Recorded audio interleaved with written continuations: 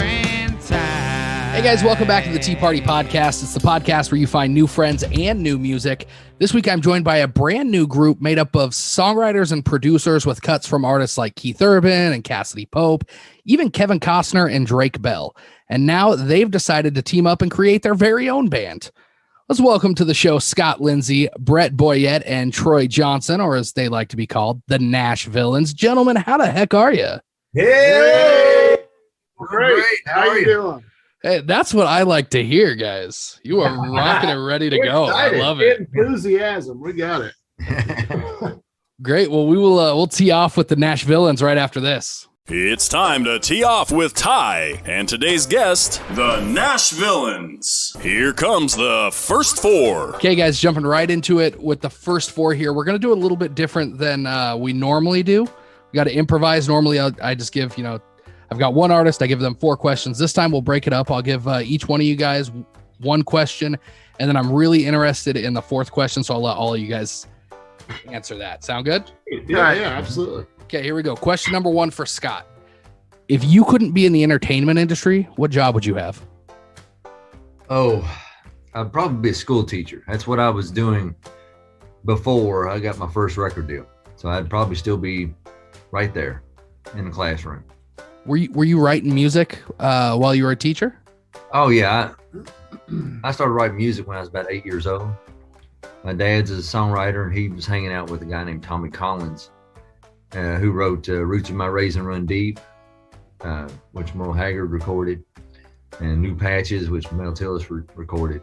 He's a Hall of Fame songwriter. So my dad was around those cats all the time when I was a kid. So I didn't really know any better, So I started writing my I love you, you love me kind of things, and I'd bring them in there to Dad and Tommy, and they would critique them for me and send me back to my room, and I'd make all the fixes that they said and bring them back in there, So I got a pretty good songwriting education. That's one way to develop your chops. Yeah, even if I didn't realize it at the time, Cheater. Yeah, I got a good songwriting education from the get-go. So nice. Okay, how about this one for Troy? If I gave you control of the music at a party, what's the first song you're gonna play? Oh my gosh, what a tough question. I got to go through my Rolodex of music. Baby got back. Yeah, baby got back. Badonkadonk. Oh my gosh, the first thing at a party? Oh my goodness. Yeah, it'd have to have something with a beat to it. Goodness gracious. Next. Prince. Oh, that's a good one. Anything Prince. from Paisley Park. Yeah. Thank you, Brett. Thank you for saving me on that. Yeah, I was a DJ. Oh, were you? That's good. I've never was a DJ, but yeah, Prince would work perfect. And I tell you what, a four on the floor from Keith Urban is always going to be, a good party starter. yeah. How about some days you got to dance? See, I'm not. Yeah. So for those of you that don't know, I wrote that song, and the Dixie Chicks cut that song. So some days you got to dance is a good thing to start with. But yeah, I'm not a businessman like these guys here. So We're ready for it. Anything four on the floor is going to get the party going. Yeah. Okay, and Brett, I guess we'll wrap up this the first three with you. This one's not any easier. What character from a TV show or a movie would you bring to life if you could? Homer Simpson. Come on. Maybe I lied. Maybe that was easy. That was really easy. Yeah, that was easy, man. Yeah, I had an answer for that too. Or Cartman from South Park. Oh my goodness! Yeah. Stop while you're ahead. Do those count? Yeah, I feel like you've thought about this more than once. More than you know. If I could be anybody, You're getting Homer deep. Simpson. Al Bundy. You're getting deep into Brett's psyche from the first question. Or shallow, however you look honestly, I think it'd be Daenerys, the dragon lady from Game of Thrones. Right? That's who you'd bring to life. That's a weird turn. She rides a dragon. Yeah, you'd be a great Daenerys. No, not for me. I want to just meet her. She rides a dragon. Yeah. Okay. Okay, As you how about this realize, one? We're having a hell of a time. That's good. That's good. Okay, this one's for all of you guys, just because these answers are all over the place. Normally, we'll just go the reverse order. We'll just go Brett, Troy, and then Scott. If you could have an unlimited supply of anything other than money or money-making machines, I had to add that caveat after somebody found the loophole. If you could have an unlimited supply of anything, whiskey, tacos, guitar strings, scotch tape, whatever, what would it be? Man, I love French fries. I mean, you can't go wrong. They accompany any meal. Mm-hmm. The thing about French fries, though, is they got to be fresh. Ooh, good point. So you got to say fresh French fries. Fresh French fries. Which is actually hard to say. Yeah, it's true because stale French fries are never a Oh, God. Have you ever tried to reheat French fries? Yes, they're terrible. It doesn't work. It never works. Why is that? They turn to rubber. It's They the turn to grease. rubber. The person Too who much can grease. invent how to reheat French fries and make them taste like the original, Absolutely. billionaire. It's not, it ain't going to happen, though, but I appreciate the thought. Yeah, I'm working on it. Guys, I've got a secret for you. If Yeah. you've got old French fries and an air fryer, throw them Yeah. back in the air fryer and they're almost brand new. That's the What? trick, though. Who's Really? got an air fryer? I do. You do? What? Yeah. All right, you try. You got to try. Next time you go to McDonald's, Okay. get an extra set. Bring it to the studio, dude. Okay. Get an extra set that you leave on the counter for an hour. Yeah, I'm a cooking fool, guys. Y'all don't know that about me, but You're a cooking fool. oh yeah, I love cooking. Yeah. I've got a question for you. Also, who's got the best French fries? Oh well, Fast McDonald's. McDonald's. I'd say In-N-Out Burger. In and out. Yeah, but that's not fair. You have to go with like This is fair. national. You have to go with worldwide. It's not fair to say. In and out's all right, but you got to be out west for that. Yeah, I can't get in and out here. All right. Yeah. All right. Sorry. Yeah, you don't take over Ty's podcast here, buddy. All right, Troy, he said Slim Jims. Slim Jims. Okay. Oh, I would have those are like my favorite, like nasty. If I could just eat anything all the time and no consequences, Yeah. it'd be Slim Jims. Have you seen the new giant Macho Man Slim Jims? No. Yeah, they're like 3 times the thickness. Yeah, I think that ruins it. I think so too. Yeah, the part of the beauty of the Slim Jim is the thin. It's the slim. Yeah, they're slim. It's the slim part. Hey, can we Of the cuss gym. on this podcast? Yeah, absolutely. Okay, they're slim, motherfucker. You went for it, didn't you? I did. When you said, You went all in. Hey, dude. well, yeah. I wanted to make sure. I want to cuss. You just went all in. I didn't say I want to cuss. I said, can you? He was ready though. I If guess he that got would- one, he was going to use it right there. Yeah, I mean, feel free to bleep me because you Yeah. know I don't know if kids listen to this or not. But Yeah. Not anymore. Not anymore. No. You sure is bad. I'm such a bad dad. But it's what a lead singer's supposed to do. You're supposed to push these. Yeah, push the envelope. Sure. Yeah. That's fair. That's fair. Scott, how about you? What's the one thing that you would have unlimited? I got another answer. Yeah. Yeah. I've got 2, and I'm flipping a coin on what it is. I think two's good. Yeah. One would be peanut butter crackers, Okay. and the guys can vouch for that. I've always got them with me. You do. That's true. Yeah, I've always got them with me. You've always got a Coke in your hand too. And Coke. Well, but I can live without Coke. All right. Yeah, peanut butter crackers. Cold beer, peanut butter crackers, And cold beer. If you could have an endless Oh, man. supply, Yeah. I think I would have to go with cold beer over the I gotta peanut butter I crackers. gotta go with cold beer. So put me down for cold And beer. I'm much ashamed that I didn't think of cold beer. Well, a man can live on cold beer alone. He Maybe it's cannot 'cause live I'm- on peanut butter crackers. Right, alone. and maybe it's True. because I'm hungry and I would like a Slim Jim right now. Well, now the important question though. All right. If you could only have one type of cold beer in your unlimited supply, what is it? Ooh, that's a Shinerbach. good question. Shinerbach. Shiner Bob. Yeah, Texas My- microbrew. Mine's Miller Lite. Yeah, I'm ashamed to say I'm a Texan through and through, but I do not like Shinerbach. I noticed that. Yeah, I'm ashamed to say that because I love everything Texas, but Shinerbach I like the just microbrews. isn't one man. of them. In my Colorado, there's Fat Tire. Fat Tire. Yeah, Sierra Nevada for me. I mean, actually no, Blue Moon, right? Blue Moon. Blue Moon. I dig myself some You Blue can Moon. see I go for the bougie beers. They go for the. Yeah. Blue Moon. I spent 9 months working in Oklahoma City, and the only thing I miss from that city is Shinerbach. I cannot find it up here at all. Oh yeah. You don't like Shinerbach? No, I can't find it up here. It's the only thing I miss from Oklahoma. Oh yeah. Okay. I can imagine you wouldn't be able to find it. Well, Washington has probably got a ton of good microbrews. They have a ton of microbrews. Yeah. I wouldn't say that there's a ton of good ones. Oh, I see. You know what? I'm very proud of Nashville because we have a lot of good microbrews here. Yeah, what was that hippie beer? And they're so small, it's hard to find. When they called hippie beer? What was the microbe we had? Hippie something. No, you're right. I think it was called hippie beer. Yeah, it's called hippie beer. Yeah, we have. I mean, Yazoo here in Nashville. We have Yazoo, which is an amazing beer. We also have Yeehaw beer, which I have yet to try. I want to try that next week. Next week. There's one up in my hometown of Beaver Dam, Kentucky.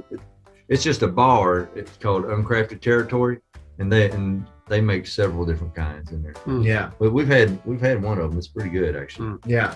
Honestly, I still just love Bud Light and Coors Light.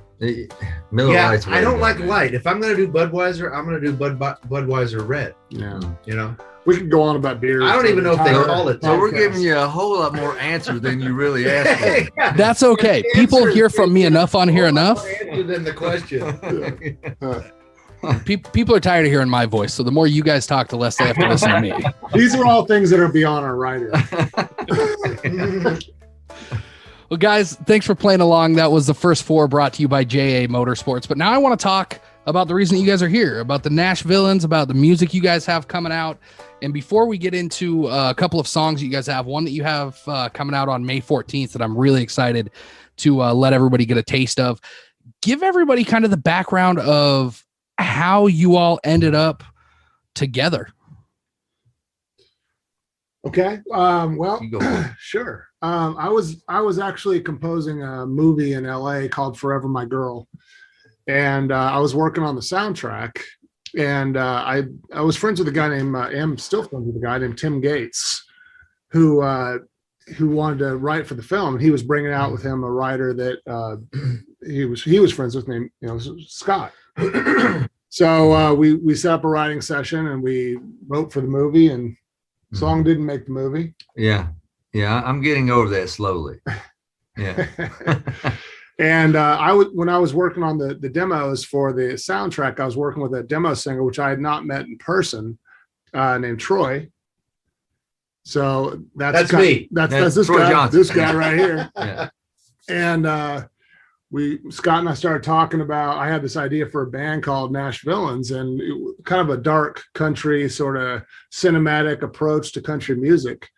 And started talking to Scott about that. I started talking about this singer I was working with in Nashville named Troy Johnson. He's like, "Oh man, I know Troy. We're signed to the same publishing company." Yeah, we write the same. His office across the hall. That's what. Yeah. So we decided to call Troy and talk to Troy, and we decided to have a meeting and set up a meeting for talking about putting this band together, and the rest is history. Yeah, and I immediately said no. Yeah, he did. Yeah. No, I didn't. Yeah. In fact, no, I didn't. In fact, he said, you can't even use my picture. I approach all of my my career decisions with a fair degree of trepidation. So yeah. He sticks a toe in before he does. I try to stick my toe in it before it happens. Yeah, fair. And I had enough confidence in the project. I was like, you know what?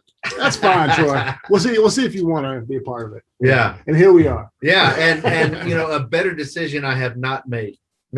Yeah. Well, we're glad you made a decision, John, by the way. Yeah, thanks for that. Thanks for being here. What's the idea behind building a band in this, country cinematic style versus doing it as as solo artists? I think combining different influences, combining all of our careers, all of our backgrounds, and doing something different. I think that's kind of the whole background behind this whole idea. Is we all write the stuff that we love to write in Nashville, that we love to pitch to the artists that are on the radio and stuff like that. But I think we wanted to try to do something different. We all have so many different influences, And sometimes I think you feel like a little bit of a caged animal as a writer. Kind of like, let's open up the palette and let's have a bigger palette and a lot of different choices of colors, and let's paint our own canvas. Yeah. Well, in starting the band, we had all been, well, me and Troy had been artists in our own right, and Brett was with another group in the past, and those record deals fizzled out for one reason or the other. So I don't think any of us were really looking to be an artist again. You know, we were mainly writing for film and TV, and in the course, at first, well, when we in the course of recording everything, people would stick their head in the studio and say, "What is that?" You know, well, that's our new group that we've got. We're writing for film and TV. Oh, well, that's great. You know, you can get a deal with that. Really? Yeah. Okay. Well, when they approached me, I mean, the first step was like, well, let's just get together and see if we can write a song together. Right. Yeah. And so we did, and it wasn't half bad. And so we did it again, and it wasn't half bad. Mm-hmm. And we did it again. And through that process, Brett took the work tapes and went and kind of carved out some basic tracks and on the production side, which is you know, really basic tracks is not, that's not the right term. I mean he really turned it into something. And we heard it back and we're like, wow, this actually is pretty freaking cool. Yeah. And so we sort of just we sort of stayed under the radar for a while, for several months, and kept adding to it, and Brett's idea of it got bigger and bigger and bigger, which he tends to do. You know, he's a big dreamer, and so which is great. Yeah, which is great. It got bigger and bigger, and that's when people started, you know, kind of hearing it from his studio, kind of knocking on the door and opening the door and saying, hey, what's this? This is kind of interesting and cool. And and the more we got that, the more interest we got in the passersby, the more we were like, well, you know, this might actually be more than we thought it could be. And so we just started developing it in a more commercial way, and started aiming a little bit more in the commercial sense, and tried to keep a foot in the initial inception, and with an eye to mass consumption. So, you know, I think that we've kind of developed and stumbled upon a sound and the ability to we hope to satisfy both genres, or at least both paths of you know, we still want to, because in the beginning we wanted to be, well, what would sound good in a movie, what would sound good behind a dramatic scene, right? And it just sort of developed from there, and here we are. We're actually, I mean, here we are, and we're still trying to figure that out, and it's been a lot of fun, personally. Yeah. Well, and country music itself is kind of in a unique spot in the last couple of years, where there's so many different subgenres and styles in, quote, country music, that it's all kind of blurred together, and you guys blur that line between genres even more. And it's actually, you know, Ty, I don't mean to interrupt you, but it's country music is the last bastion of real music that you can explore many different areas. I mean, am I wrong? And tie them all together. You know? I think more so now. I think as where do you hear live? You don't hear live instruments on any other. I agree. Yeah. I mean, Latin music's got live music, I guess, or live instruments. Yeah. Country music and Latin music. There you go. Like I said, we're into giving you more answers than the question. Like I said, that's good. That's our thing, man. He's just going to cut that out, Scott. Yeah. No, and I was actually, that's the exact path that I was kind of heading down, is there's all of this room in country music that there's not really a defined shape, and you guys all kind of have your own unique styles that you bring to the Nashvilleans, you know, individually, and then you meld that all together. Does that make it a little bit easier for you to find a sound that is, I guess, more commercially acceptable while also sticking to the sound that you guys want? No, No? not in my opinion. It's never easy to find a sound that appeals to everybody. Yeah. Unless you just regurgitate what you hear. Mhm. And if you regurgitate what you hear, you're just going to sound like everybody else. Right. And who wants to do that? Sounds boring. Some people, but not us. Right, Yeah. right. I mean, if I was a producer and I wanted to make a whole lot of money, then yeah, Yeah. let's just regurgitate. But I mean, But that's not what we want to do. well, the other thing is we're fans of music. We're fans of artists. And I think we wanted to create something that we would want to listen to on the radio, something that we would want to buy. Right. And And moreover, I think we want to create something that might make a splash yeah, that's a little different than what's going on. I mean, I love country music where it's at. I am not someone that is opposed to the current trend of whatever country music is. I think we're trying to take it further. Yeah, we are. Yes. I think country music, contemporary country music is great. I think we're trying to push the envelope a little bit, take it further, and bring in orchestral elements and bring in, a lot of stuff that are that we're not hearing on the radio that we like, Yeah. other influences that we like to incorporate into the music. Yeah. I don't know if we're trying to do that. That's just what we're doing. Yeah. Well, that's You know, Well, a lot, in all honesty, a lot of that comes from the mind of Brett. Over Yeah, here. it really does. He can hear cellos, and he searches for those crazy sounds, we call them. We'll go home, and he'll be searching internet for crazy sounds. I'll be recording myself dropping keys and all kinds of crazy stuff. Yeah, all kinds of stuff. While I go home and hang out with the family and drink a couple beers, he's still working. So God bless Brett. yeah. but he's the one that. I mean, we all have something to do with our unique sound, I call it. Yeah. Yeah. Absolutely. But Brett, We all contribute for sure. yeah. Brett's sure. production is a big piece of it for Yeah. sure. Well, and that's the type of stuff that I think kind of sets not just you guys apart. I mean, obviously, not everybody has a Brett there that can make all of these fun noises, but just country music in general. I mean, I look back at the last few episodes of this show that we've done, and we've had a guy trying to create country punk music, country pop, hard Country punk. Yeah. country punk. Oh, Yeah, I saw I'd like that. to hear that myself. Yeah, I do too. Yeah. I saw that on your That's awesome. site. That sounds awesome. Yeah, check out his newest song. His name's Manny Blue. It's called Train, and it's got those real kind of upbeat punk rock guitars. Yeah. It's a nice mix. I do want to say though, I mean, that's really nice what they just said about, the production stuff I'm doing. That's awesome. But it wouldn't be what it is without Troy's voice and without Scott's influence from, all his playing and everything else and songwriting and everything else. Oh, that's there's so much love in this. Okay, room. can you feel the hugs in the air? Guys, can we pause and Let me take my pants off. They're just hugs floating in the air.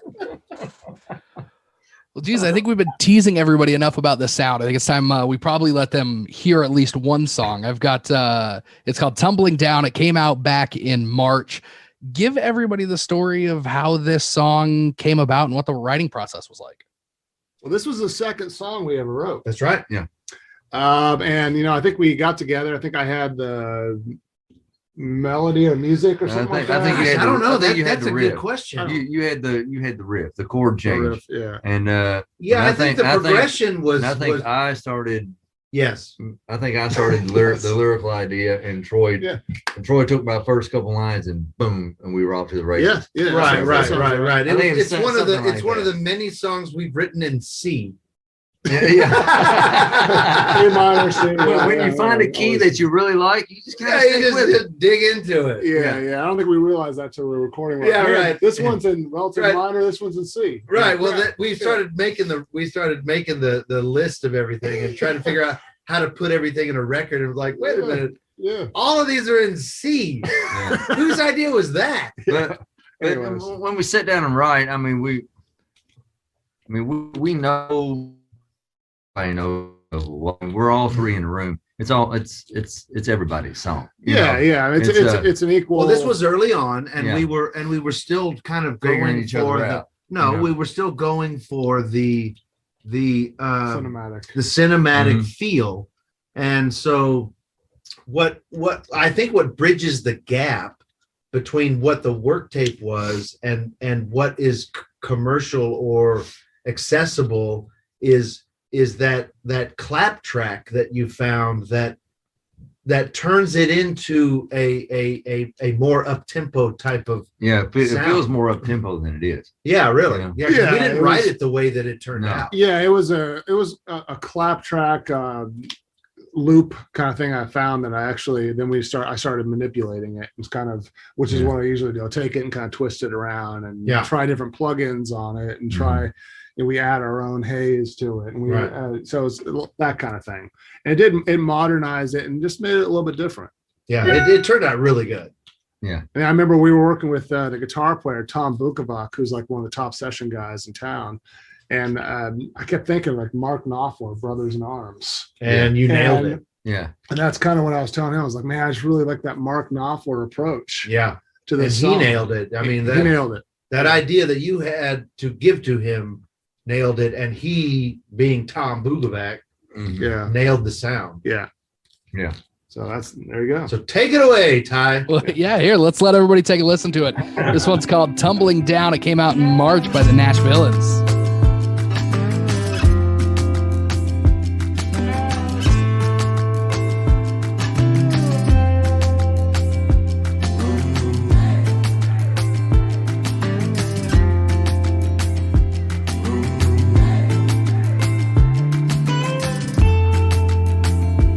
Every road's just a lonely old black time, heading someplace you've already been. Pound of dust on your shoes, sunburn on your neck, and memories in your head you can't forget.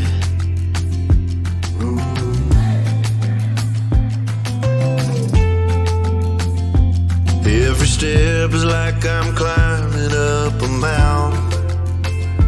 I keep moving just to keep the past behind.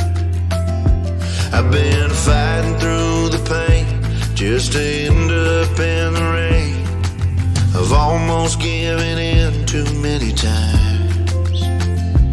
Whoa, ain't no whiskey in the bottle. Whoa, ain't no water in the well. Ain't no freedom on the wind or salvation in the ground when this world comes tumbling down.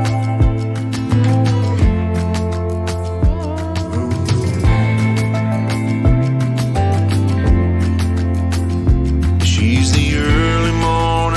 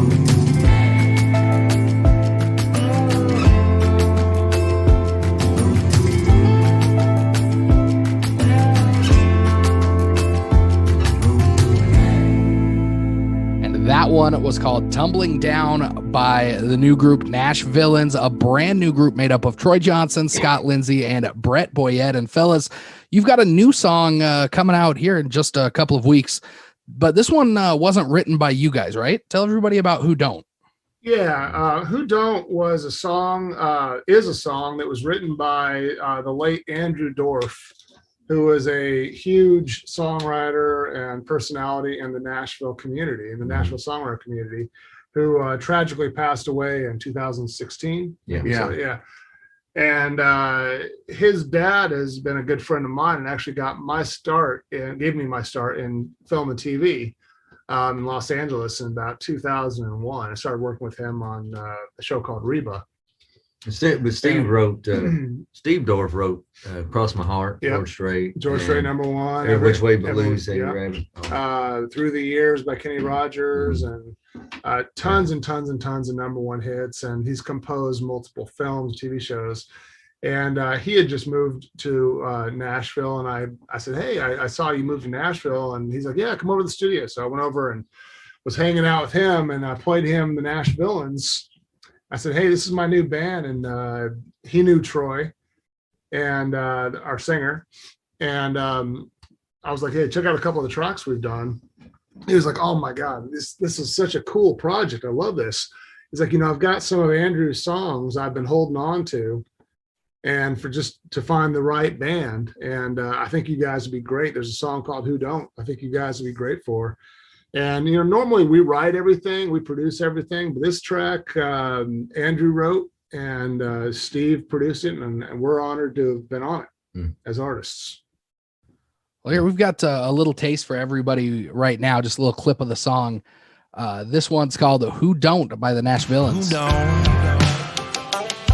Yeah, it's cool, cause it's cool. Never gets old, cause good shit don't go out of style. It don't like a pretty girl smile. Who don't like to get wild and smooth, cause it's smooth. Go down easy for a reason. I like a little something too hot to hold. I like beer ice cold, but hey, who don't? Yeah,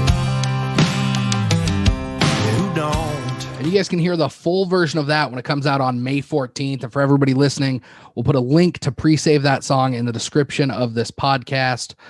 But fellas, where can people follow you on social media? You can follow us on, we've got a YouTube. You can subscribe to us on YouTube. You can follow us on Facebook, Instagram. The usual places. Yeah, pretty much everywhere. I think we even have a Twitter account with like 1 or 2 followers.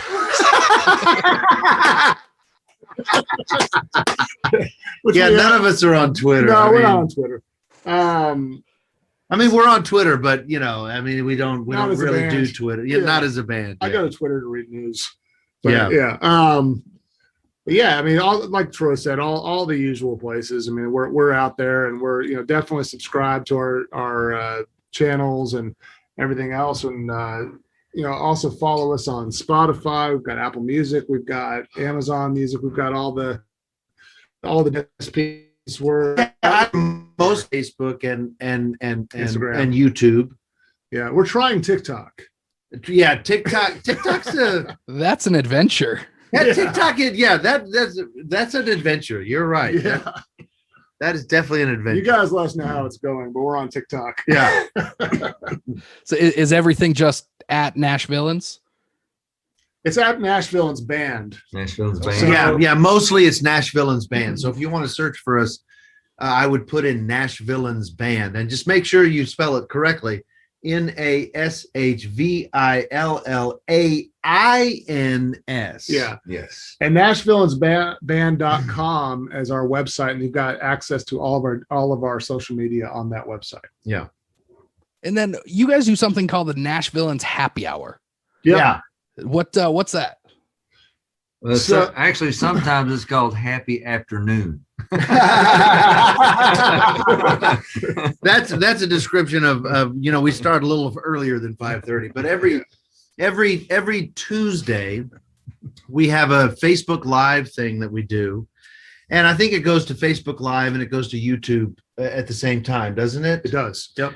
All right, so you can find it on Facebook and you can find it on YouTube. But every Tuesday at 5:30, we do something called Happy Hour, and we bring in our friends, the people that we know, and acquaintances, and usually they're industry professionals that we've worked with. We've had a lot of people like the Bellamy brothers. We've had Thompson Square. We've had who else? Rick Thompson Square we haven't had on. No, we had them on. Well, the whole our broke down sessions, which is the same kind of thing. Broke down sessions, which is something different that we need to keep on going. Yeah, and we have and we've had like Rick Murat, a lot of session players. We've even had directors and comedians. Scott, we're in the middle of an interview. What are you doing? Huh? I was snapping a pic. He's taking pictures of his guitar. We've got time whiskey, and bottles of whiskey. Bottle. Yeah, and a whiskey bottle. Those are the important things. I can hear everything going on. Goodness gracious! Keep your focus, would you, buddy? So, where was I? We were talking about Happy Hour. Oh yeah, so we're bringing in people, which tends to be Happy 3 Hour. Yeah. We're bringing in people that throughout our careers that we've have become friends with and have worked with and everything else. All three of us in different capacities. So yeah, we just did one today with Ilya Tashinsky, and he is he's a go-to session player. One of the top guys in town. Absolutely. Yeah. He's like the first call you get for, he's a multi-instrumentalist. You've heard him on everything. Well, a good example is I asked him when I was doing a movie, Forever My Girl, actually, I asked him to play a guitar part on the main song that sounded like Drink a Beer by Chris Stapleton. And Chris Stapleton wrote it for Luke Bryan. And I asked him, can you play a guitar riff kind of like that song? He's like, well, yeah. And he's Russian. He's like, yes, I can. But, I can't do his accent. Yes, you can. No, I can't. But he's like, I played that on the record. So, these guys. Of course. I played that on the record. I can play that because I played that. Yeah, right. Yeah, I can play it. Yours is worse than mine. Yeah. And mine's even worse than his. Yeah. But the guys we're using that we're working with, that we're bringing on the show and stuff, they're legends. We had Rick Murata that was in John Lennon's band and played on all the Steely Dan hits. Like the Bellamy Brothers. He played in Hey 19 and Peg, and we had the Bellamy Brothers. We had Tim Pierce who played for Crowded House, Michael Jackson. And we've got some pretty heavy hitter players. We had a photographer one time.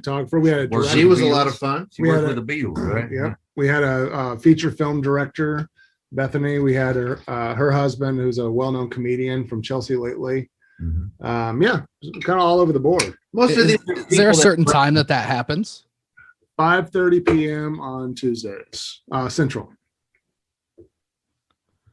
Nice. Yep. And we already had the beer conversation, but I can see you guys passing around whiskey, and I'm a little bit jealous. It's just past 5 o'clock here. Oh, you can see us. Also, I didn't know you could see us. It's just past 5 there. It's 7 here. Well, let's tell them what we're scoring. It's Redneck Riviera. That's one of my favorites. I can tell by the back of the bottle. Yeah. This is my first time trying. It's awesome. It's not bad. That whiskey kills. Oh yeah, the alcohol kills. That's right. Yeah. And I'm fully vaccinated. Yeah. What? So we had the beer conversation.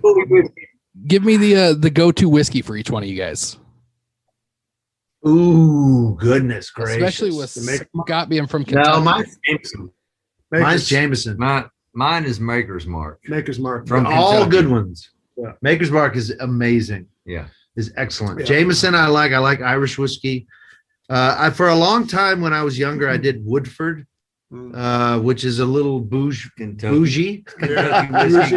Is it Kentucky? Yeah. Woodford is? Yeah. Woodford County. Yeah, it started messing with me a little bit though. Man, I used to drink Jack. Kentucky whiskey will, man. You gotta be used to drink Jack? Dude, I used to drink Jack in high school. I had a really bad experience with it. Yeah. I can't even smell I started out on Southern Comfort.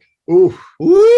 Yeah. Talk about some nasty nights. Jim Beam was my in college. Jim Beam was my flavor. Mm-hmm. Yeah. But I don't. Jim Beam's a good go-to. Whiskey too much anymore. Yeah.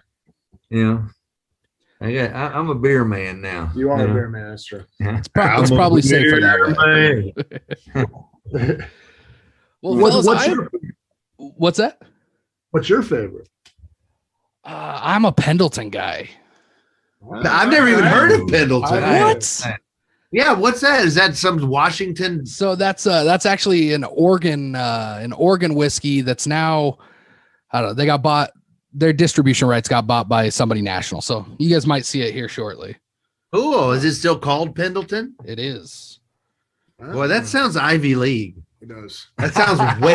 That sounds very bougie. Yeah, that sounds very bougie. I don't know if we'll ever see that here in Nashville. But guys, I appreciate you jumping on here. We got one more segment. We'll definitely have to do this again later, but it's called the Final Four, pretty much the same as the first four. You guys ready for that? Yeah. Come on. It's time for the Final Four. Perfect. Okay, this time we're going to start with Troy. All right. What's your favorite venue that you've ever played in? Oh goodness, that's Green Hall. Green Hall in Spring, Texas.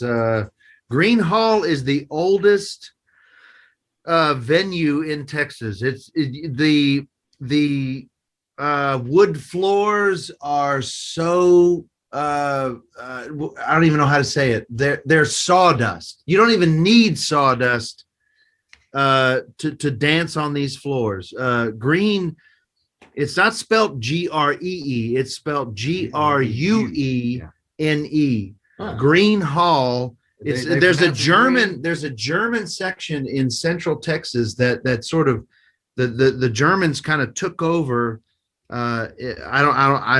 It's way above my pay grade, but there's a lot of German influence in the central part of Texas for some reason. And Green Hall is an outshoot of that. So it's not far from the oh shoot, what is that little river? It's not the Brazos. It's the Texas people are gonna kill me. There's a where the Schlitterbahn is. There's like a natural waterway that you Schlitterbahn. You're talking like Sanskrit to me. I'm telling you, it's German. Yeah. Well, it sounds German. But anyway, Green Hall, to make a long story short, my favorite venue ever has been Green Hall. Nice. Okay, how about this one for Scott? What's your favorite onstage memory? Favorite onstage memory. Wow. You can remember. That I can remember. Yeah. Good caveat. When they brought me another beer, let me see. I was doing a show opening for a Confederate Railroad once, and right in the middle of my show, Danny Shirley, lead singer of Confederate Railroad, came out, and we done a cover of Lukenbach, Texas. That was pretty cool. That's just the first one that comes to mind. I'm sure there are others I'm not thinking of, but that's the first one that comes to mind. Nice. Yeah. Place was packed. Everybody, the whole crowd singing along with it. That's pretty nice. I think there was a video of it somewhere too. I need to show y'all sometime. Oh, but yeah. Okay, Brett, last question for you. Who are your three most recently played artists on your Spotify? Oh. All right. Handel, Mozart. You're trying to get your kids to sleep. Serious. You're trying to get your kids to sleep. I'm not kidding. You can look. I'm gonna look though. Make sure you guys can look. See if I'm lying. Yeah, you could. That's something you could look up. Yeah. Mozart. Oh, Love Machine. Mozart, Handel, and Love Machine. Yeah. You know what? And also, I mean, I don't really want to know why. I've got a lot of kids stuff because my kids love to listen to the music in the car, so I'm constantly playing them like ABC Train and I've got 3-year-old. Is that a little Einstein stuff? Is that what you're playing? Yeah, I play all that stuff, man. Yeah. That's so unfortunately it's not something I usually listen to. Although Mozart I love, and I do love Handel. So. That question's a lot tougher when you've got kids because they can definitely make you look a certain way. Yeah, they take over your world for sure. Okay, guys, this last question, and you can huddle up if you need to. But if the people listening could take one thing away from this podcast and away from your music and the Nashvilleans in general, what is it? We don't really ramble like this most of the time. He said we could huddle up. Why don't we huddle up a little bit? You know what? We're putting all of our creativity and all of our talent and all of our years of experience into this band.